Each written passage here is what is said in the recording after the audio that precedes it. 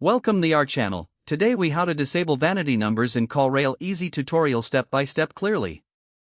To disable vanity numbers in CallRail, start by logging into your CallRail account. Once logged in, navigate to the dashboard. On the left sidebar, locate and click on Numbers.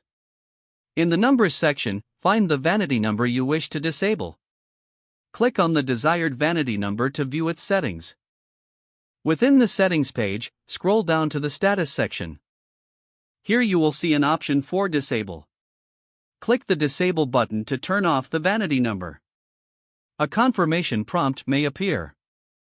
Confirm that you want to disable the number. After confirmation, the vanity number will be disabled. You can verify its status in the Numbers section. It should now show as inactive. That's all there is to disabling vanity numbers in CallRail. If the page does not load, refresh the browser or try again in a private or incognito window. Make sure you are using the correct email address, then retype it carefully to avoid small typos.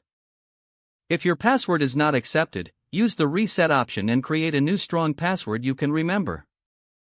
Check your spam folder for verification or security emails, then complete any requested confirmation steps. Enable two-factor authentication if available to improve account security and reduce unauthorized access risk. After signing in, review your profile details so your contact information and settings are accurate and current.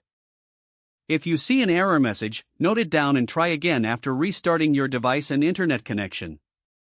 Log out when you finish, especially on shared devices, to keep your account and payment information secure.